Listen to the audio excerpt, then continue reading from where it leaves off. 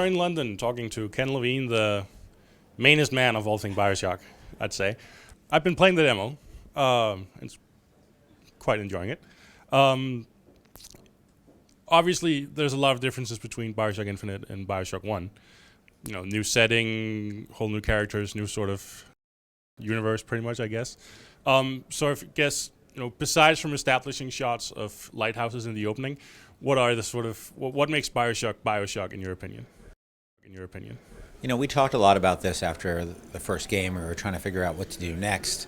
And when we decided that maybe we'd do another Bioshock game, the first question we had was, well, what is a Bioshock game? And we decided very quickly that there really weren't going to be any sacred cows, except for two things. One is that you have this sort of improvisational combat with weapons in one hand and powers in the other hand, and the environment that you can interact with. And the other element was that it'd be set in an incredibly detailed and fantastical, but also very believable world. And we said, besides those two things, anything we can change anything. And I think as we went along with Infinite, some things evolved a lot and changed a lot, and some things stayed fairly similar. You know, things like vending machines and looting, and that all stayed very, very similar. And some things got quite different, like the world and the plot and the in the sky versus under the water. But something that also I think stayed the same was the feeling of being in the world. That Rapture and Columbia, though they're quite different, also have some strong similarities in terms of these very aggressive political systems that are very much out there, and propaganda, and sort of being caught between two larger factions and being in the middle of that. So there's a lot of similarities, but also a lot of differences. The first game, obviously, or the first two games actually, had this silent protagonist, whereas here, Booker DeWitt is talking pretty much from the get-go. What made you decide to go in that direction this time? Well, we felt, we didn't work on the second game, but we had done a game called System Shock 2 many years ago, and we had done Bioshock, and they had silent protagonists, and of course the second game had a silent protagonist, and it became, the reason those games had those things is because it's very convenient for us as game developers to have a main character who doesn't talk, because that, as I learned writing this game, that adds a lot of complexity and work to what you're doing. But we felt we couldn't do it again. We felt we had sort of played that trick out. And we really wanted to go in the opposite direction and really give you a strong character to play, that not just play, to inhabit, and it's this really interesting role in a first-person game, because when you're playing Uncharted, it's very clear that you're here and Nathan Drake is there. And you control him, but you're not him per se. Where in Bioshock Infinite, that distinction is much murkier. And that to me was a really interesting design challenge. And you always had to think about, well, you can't have him say something the player would just be like if Booker just said, you know what, I really like, having sex with small animals. Like, that would sort of stop the train in its tracks for most people. Some people might be like, yeah, go, all right. But for most people, that would stop the train in its tracks. So he's a challenging character to write. But without him having a voice and a personality, he couldn't have this relationship with Elizabeth. That this partnership they build, and that's so central to the game that we didn't really have a choice but to really work on developing his character. Bioshock 1 dealt a lot with objectivism and this sort of Ayn Rand philosophy. So far in the demo, I've seen religious nutcases, some nasty white supremacy people, and some other people sort of worshiping the founding fathers of the United States in a completely overblown way. I'm thinking, was there a certain issue or something you wanted to tackle with this game, or did the inspiration for the universe come elsewhere? In the same way that Bioshock 1 was about objectivism, but it was also about, some of the themes weren't really revealed until, as the game went on. Sure. And I think as you learn about this world and you learn about these characters, your understanding of these things you're seeing may evolve somewhat. And, obviously Elizabeth and her tears have a huge impact on why the world is the way it is. But that's, something you have to find out as it goes along. Speaking of Elizabeth, there's been a lot of discussion recently about female tropes in video games, sexism, all that. And I think from some people might have reacted to the first unveiling of Bioshock Infinite saying, Thinking about, she had a lot of cleavage, basically. I'm thinking, has that discussion, that whole issue, is that something you've been thinking about during development, or is it something that's come up, or have you sort of, or is there another point to it than just showing cleavage? I mean, honestly, when I think about Elizabeth, it's like, her cleavage is the last thing I actually think about. Like, whenever we make a character, like her hair changed, from the first demo to the second one, some other subtle changes have been made. Obviously, she changes throughout the game because obviously when you encounter her, she looks quite different than she does later in the game. She evolves.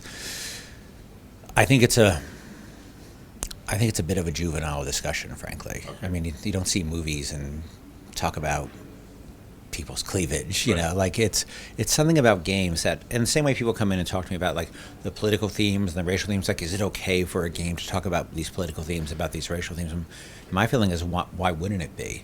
I think it's a sign that there's so many women have cosplayed Elizabeth is a function of that. There's a level of comfort that maybe women have with her that some men don't.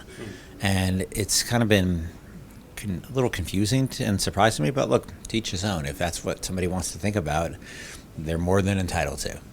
Do you agree that some games just sort of go for that sort of teenager target group just with their visuals, and other games don't? And yeah, look, I think the challenge for me here is I think we walk a fine line, like between.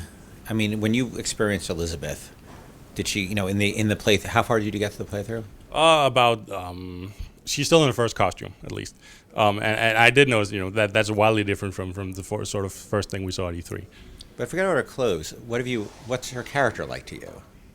She's interesting. I mean, yeah, because I think, that's an important point, that, she seems like a likable character, and she has, she's not just a damsel in distress. The reason I'm asking is when you meet her, you learn about her, her desire, what she wants out of her life. You learn about her interest in lockpicking and cryptography and music and art, and her fascination in the world, and to some degree, and this is why I get a little uncomfortable with it.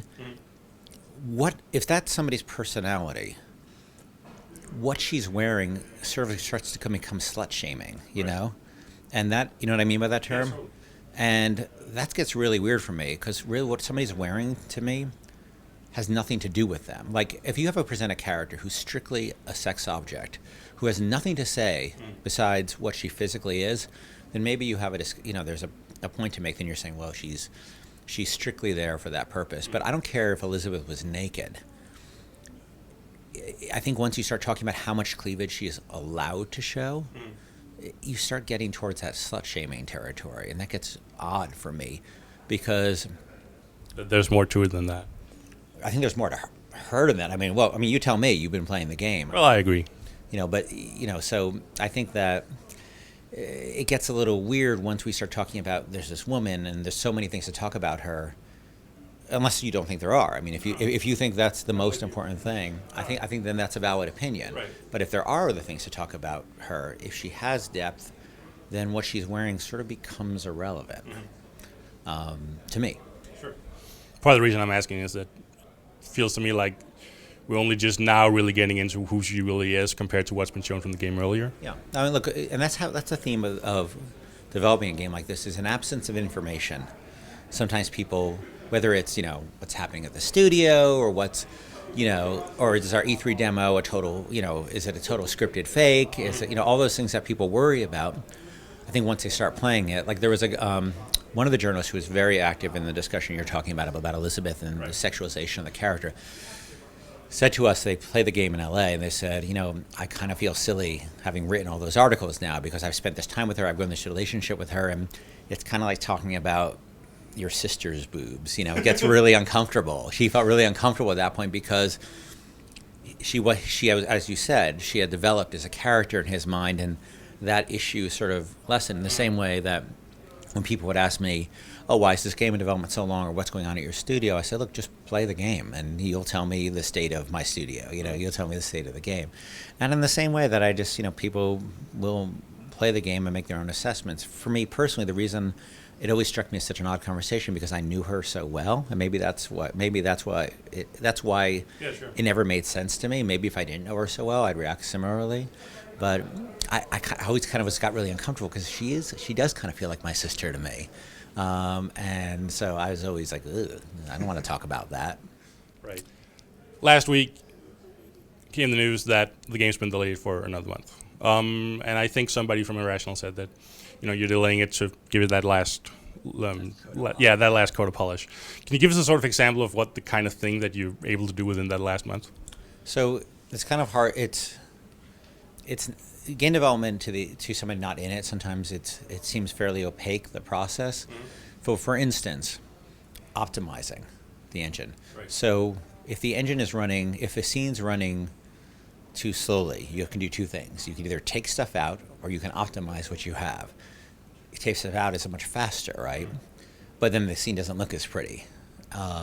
Or you can optimize, which takes longer, but you then are left with a really nice looking scene. So one thing you could do to make your game come out earlier is chop stuff out. Bug fixing, polishing, all those things that really make that experience something really special.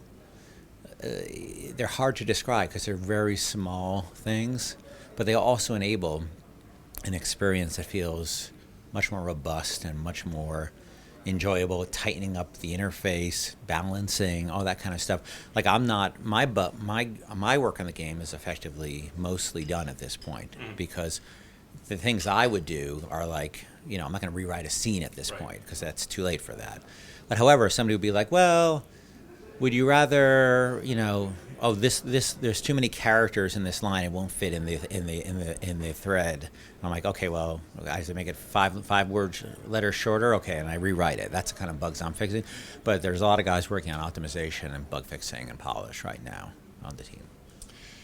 So now that, as you said, your work on the game is essentially done, what's the one thing that you're the most proud about on Bioshock Infinite? I think it's a toss-up between the world that the team's created and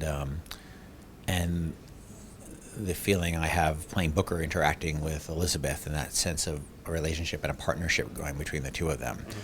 And that was, they're both very difficult to get right, but I think we benefited from the experience we had making a world in the first game, and Elizabeth was sort of a new challenge for us, but we really sort of said if we didn't get that right, we didn't have a game.